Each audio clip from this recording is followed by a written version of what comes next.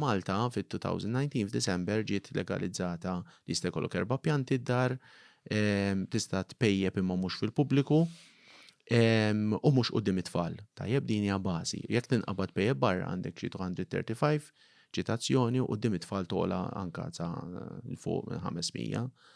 Mela hemmhekk il-politiku qal għandi nies fis-soċjetà li jridu jpejpu l-ħaxixa, mela u nissettja daw il-klabs biex ikunu jistgħu jixtruha b'mod sejf u jafu x'huma jieħdu tajjeb. Però sfortunatament li ġara tajjeb l-enforcement kien diġà batut. Iġu ħanati naqra l-perspettivi tagħna tal-eżempju ta' Malta. Xej sorpriż hemmhekk kull qasam ta' dal-pajjiż. Ġifieri hemmhekk imbagħtu, konna nafu li imbagħtu, il-pulizija diġà kienu qed jgħidulna bil-kemm qed nikkontrollaw is-saħseb wara meta tiġi free. Ma mhux lan huwa speċa probabbli li jitnaqqas il-bżonn tal-enforcement la darba is-sustanza ħad tiġi legalizzata, dikriminalizzata, dipenalizzata li waħda minn dawn hija. Le, inti palissa għandek jista' jkollok permess li jkollok 4 pjanti u tista' tpejjeb. Mingħajr konsegwenza. Dik hija l-liġi. Hemm element ta' legalizzazzjoni hemmhekk tagħha. U inti tista' tixtri wkoll minn postijiet partikolari issa bdew jiftħu daw il-klabs b'ċertu kundizzjonijiet li ma jkunx hemm reklamar. Hemm limits. Tajjeb nemmen li l-proċess kien serju dak il-proċess ta' dawk il-setting up. Issa, però ħammur pażaj lura. Però meta li skattat, sfortunatament li s-setup ta' daw il-klabs ma kienx hemm. Mela l-pjanti ma m'hemmx għalfejn tirreġistrom imkien. Ġifieri hemm abbuż li bniedem jista' jibda jżid minn daw il-pjanti u jibda forsi jqassam ukoll. Il-konsum barra triq pubbliku fl-enforcement hija batuta ħafna. Allura għandek jiena mmur l-aħħar 4 kombinazzjoni mort laqa fil-Ministeru tal-Ġustizzja biex nitkellmu fuq dik il-liġi l-oħra l-ġdida li kienu qed jaħdmu fuq għan-nies ta' reabilitazzjoni. Jien sejjer lura karozza, strada stretta, li nkollu xogħol il-ħaxixa. Jiġifieri kemm barra l-barijiet u barra l-uffiċini. Jiġifieri m'hemmx daqshekk biża' li inti tpejjeb il-ħaxixa, jiġifieri hemm enforcement huwa batut. Mbagħad il-biċċa ta' reklamar. Mela il-liġi tat li inti jista' jkollok prodotti tal-kannabis forma ta' lollipops, vapes, gummies li jkollhom low-THC. Tetrahydrocannabinol hija l-ingredient fil-ħaxixa li tik l-euforija dak il-ħaj li jkunu 0.02%. Mela daw bdew jimbtu daw il-ħwienet, kannabis shops, kannabis Malta, tarom l-grow shops ukoll. Grow shops, spiega grow shops ukoll. Ħwienet li inti biex tabbi l-ħaxixa d-dar għax inti jista' jkollok l-ħaxixa d-dar. Ovvjament ir-reklamar qiegħed ma' Malta kollha. Mela il-social clubs li inti tista' tmur tixtri b'mod legali il-ħaxixa u taf x'inti tieħu li hemm element nemmen ukoll qed isir b'mod issa. It's never too late. Hemm ċertu containment, dawk ma jistgħux jirreklamaw, imma mbagħad it-tfal li ħerġin Zanġiljan mill-water polo training għandhom qudiemhom kannabis shop. Li minnu ma jistgħux jixtru kannabis smoke li jistibulhom. Low THC il-prodott, però inti għandek il-kunċett li jtpejjeb il-kannabis. Issa mbagħad bdew imbtu għax ovvjament daw l-industri prodotti tal-HHC li hija semi-synthetic cannabis, ovvjament qed tinxtara wkoll mill-ħwienet huwa prodott ieħor. Tiġi prodott Malta jġibu minn barra, jiena l-aħħar darba mor ġo stationery, qalt li CBD joint x'inhu? Pakkett kulurit ħafna attrajenti bil-isu joint fih imma ta' CBD. Alright, CBD hija kimika oħra fil-ħaxixa li mhix perikoluża. Tajjeb, imma inti tiddaħħal dik is-sens tal-kultura. Jiġifieri mela meta tlix il-pożizzjoni hija Eżatt, intom x'tixtiequ. Mela, 3 affarijiet. Naħdmu x-soċjetà ma jkollx bżonnhom. Tajjeb, il-prevenzjoni. Fuq dok naħseb aħna pjuttost ċari. Issa, il-kontroll ta' sustanza kif taraw intom. Mhux qisu persuni qed tuża droga bħala crime. Sewa. Però rridu nikkontrollaw is-sostanza. Kif? Għax inti bħala limit setting, mela inti reklamar ma tagħmilx reklamar. Aħna ma xtaqniex dan il-modell. Kienu qed jgħidulna allura inti tħalli n-nies imorru pereżempju jekk aqbadhom il-pulizija b'joint tista' tarresthom biex tinvestigahom. Orajt għadna forsi dik hija eżaġerata. Però once li inti sustanza ittija l-ftuħ ħajkollok iktar nies li ħajużawha. Mela, jekk ħajkollok iktar nies li ħajużawha, ħajkollok percentaġġ ikbar ta' nies li jinqadblu maħkuma minn dik is-sustanza. Jiġifieri jekk qabel kellna 100 jużaw pereżempju u hemm 10 spiċċaw dipendenti, jekk issa ħajkollna 1000 ħajkollna 100. Issa, allura intom kif taraw li tiġi kontrollati? jiġifieri at the stage ta' meta kienet niġi dibattitu, aħna għadna jekk tibqa' illegali aħjar. Pero jekk imbagħad taqbad il xi ħadd trid tkun soft miegħu. Ġifieri kif kienet il-liġi diġà kien hemm element qawwi ħadd ma kienet jispiċċa l-ħabs. Ma tkun soft pereżempju, qed nipprova nimmaġina jiena fis li people smoke mod vera każwali. Sewwa, u da naf pereżempju tkun qed jieħdu joint f'karozza pereżempju, da il-bqija ta' ħajtu hija pjuttost sejra tajjeb. Normali, sejra tajjeb. Ekku. U issa ġi mela qabel 2009, inti ħadd titressaq quddiem tribunal u tribunal itik probabbli ċitazzjoni u twissija. Tajjeb, jekk kienet jerġa' jaqbdek it-tieni darba jgħidlek trid tmur għall-għajnuna. Dik kienet, ġifieri seta kien hemm jarrestak biex jinvestiga. Ma taqbel waħda dik. X'inhi l-għajnuna? Dik kellna żewġ sitwazzjonijiet, kellna nies li vera casual kif qed tgħid inti ma kellhomx bżonn dat-tul ta' żmien ta' sessions għax ma kienx problematika nirrapportaw it-tribunal u ġermen kienu ituhom fimt forsi ora kien hemm iċ-ċitazzjoni. Ċitazzjoni kienet ċitazzjoni laqqas multa, ġifieri jekk ma tħallasix laqqas tispiċċa tiġi transfer ġo multa li jekk inti tibqa' ma tħallasix tista' tibatek il-ħabs.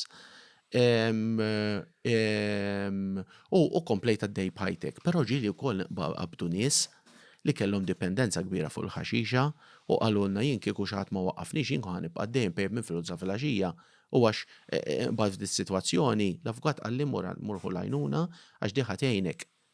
Jiġifieri, aħna ridna nagħtu ftit iktar liwej li ma jkunx hemm bżonn l-arrest li tiftaħ ftit il-bands li jekk tinqabad bi ftit iktar ħaxixa mhux bi 3 grammi tista' kun hemm dal-ftuħ li inti tieħu ċitazzjoni bħalma tieħu ċitazzjoni xajdulhom hawn tal-karozza pereżempju, però ħallija legali għax once li inti ftaħta u saret legali, ħajkollok iktar nies li ħajużawha, bil-konsegwenza ta' iktar nies li ħajbatu.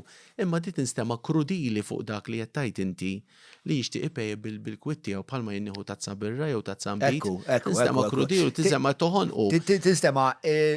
Tinstema' toħloq il-libertà. Eżatt. Li inti l-istat qed ittieħ jett. Sorry. Li speċa mbagħad jiena jibda jiġu mistoqsijiet ta' fejn ħanaqtaw. Fejn ħanaqtaw. Allura bniedem qal isma' ma jien għandi dritt nieħu l-kokaina, m'għandix bżonn irrid dritt imur nixtriha u nkun naf x'qed nieħu u wkoll parti u nieħu line coke bil-kwiet. X'taħseb fuq dak il-ħsieb? Ġifieri, mbagħad laħat mur f'dak il-ħsieb u mbagħad ħadd tiftaħ dak il-ftuħ.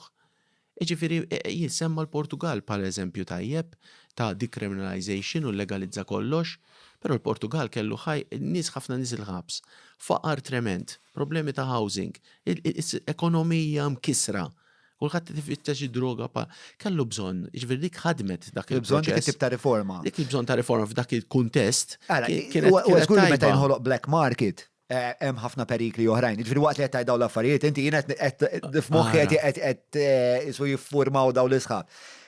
Il-kwalità ta' droga li qed tieħu. Ġifieri il-problema li għandhom bil-fentanyl l-Amerika wkoll ġejja mill-fatt li inti tixtri borsa li inti minn għalik li hija kokaina u jkun fiha naqra fentanyl u tispiċċa mejjed. Il-fatt li inti meta titfal flus fis-suq iswed, fil-black market, dawk huma flus li qed imorru għal gruppi ta' kriminalità organizzata. Ġifieri qed kompli tkabbar pjaga band oħra. Sorry, qed inwaqfek imma. Imma dak huma speċa problemi reali le fis-soċjetà. This is not a black and white argument, għandu ħafna grey. Tajjeb, ġifieri u dawk huma kollha minnhom. Però mbagħad trid tara il-kontroll kif qed nagħmlu u kemm hu infurzat. Wieħed mir-residenti qal jekk għandek liġi mhux infurzata, isek m'għandek liġi mhux hekk. Aħna at this stage tal-consultation konna li ħassejna ma tantx ġejna mismuha ġifieri overall. Ma tantx ġejtu mismuha mill-awtoritajiet ġifieri meta għax aħna nitkellmu fuq il-vuċi tal-klijenti l-iktar, aħna dik il-vuċi għandna l-iktar b'saħħitha, daw kollha kienu qed jgħidulna isma' jekk ħadd tagħmel ftuħ għalina mhux tajjeb għax inti pereżempju oħra li kienu semmewna qed tiġri min hu qed risk. It-trill huwa parti mill-esperjenza. li jien qed nagħmel xi ħaġa legali għandha baż fiha nfisha u ż-żgħażagħ dawk jibbuttaw il-limits. Issa jekk ħaġa ġiet xejn mhux xejn. Trasgressiv. It-trill xort għandi bżonnu. Interessanti. Fimt? Għalulna daw ħajaġlu l-proċess għax issa l-kok ħajabżu żar. U qed narawha tiġri ġifieri, qed narawha tiġri. Slavoj Žižek, ċista gwejtu Slavoj Žižek filosofu minn fejn dejjem ħawadona Slovenja, Slovakkja, Ljubljana insomma. U dan forbidden fruit. Fuq il-forbidden fruit, eżatt, fuq l-idea, fuq il-kunċett tal-forbidden fruit, li inti meta kull darba li tressa il-line ta' fejn hu Slovenja, fejn hu l-forbidden fruit, il-fenomenu tal-forbidden fruit jeżisti dejjem fis-soċjetà. Li inti hemm in-normi tas-soċjetà u mbagħad hemm parti minnek li dejjem qed tipprova tagħmel trasgressjoni, semminna jagħmluhom fis-sess, fid-droga, f'kull mod li tista' timmaġa. Però inti kull darba li tressaq dik il-linja ta' x'inhi trasgressjoni, ma dik trasgressjoni dejjem se ssir qar. Il-resident għalwilna, ħajaġlu l-proċess, ġifiri ħajaġlu l-proċess. Issa, ovvjament, dak il-bniedem li jrid ipejja b'mod liberu u li ma jkollux effett. Hemm ħafna l-maġġoranza tan-nies ma jkollhomx konsegwenzi kbar ta' dipendenza. Avolja, it's not something to encourage li inti tuża l-ħaxixa bħala health activity. Ġifiri, kulħadd jgħidha dik. Issa. Għalkemm hemm min jgħidlek li biex ta' jagħmel mużika aħjar, pereżempju bil-kannabis. Iwa. Qatt ma kienet, ġifieri għalija qatt ma kienet. Imma naf min jgħid li jiena bil-smoking doq aħjar. Iva, u verità, ġifieri Bob Marley krea reggae, ġifieri mhux beauty fantastika, u hemm mużika taħt l-effett tal-LSD pereżempju. It's ġifieri aħna qed nitkellmu with no judgment. Għax dan u mhux black and white argument, tajjeb. Però se tkun spex ta' dogmatiku, tisma' vera. Lar, għandek in-nies li ħaj jisfaxxaw vittma ta' daw is-sustanzi. Meta sustanzi iktar available, il-percentaġġ ta' nies li jispiċċaw vittmi huwa jola. Għal sigaretti huwa l-kanser. Għal ħaxixa hija l-mental health problems, il-paranoja.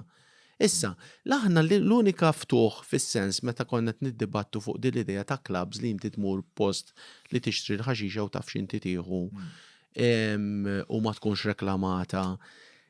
Aħna kellna ftit ftuħ li ngħidu isma' jekk hemm nies li jridu jużaw f'dil kuntest fejn daħlet iktar fil-kultura, fejn qed tintuża iktar. Tipprova tikkontjanija, ara ma tagħmilx reklamar, nies jafu x'qed jixtru. Pero ovvjament at that point għadna isma' this is not fis-soċjetà ta' at that point konna għadna kieku da kollox marbut hemm enforcement tal-liġijiet ma tistax bejjeb barra. Hekk qed tikkontjanija differenti milli jinnaf tagħmel publicity għalija tagħmel ħwienet. Jiġifieri minnu user ukoll ma jridx il-kummerċjalizzazzjoni tagħha għax jaf li hemm business interest kbir li jridu jagħmlu ħafna miljuni minna u jagħmlu xalata minna. Minnu user sempliċement jixtieq li jkollu awtonomija ta' kif u jgħix. Eżatt, issa dikka konna qed ngħidu isma' tista' tkun halfway ta' tiftit ftuħ fis-soċjetà li qed tikkontenija f'postijiet limitati tagħmel imma jrid ikollok enforcement.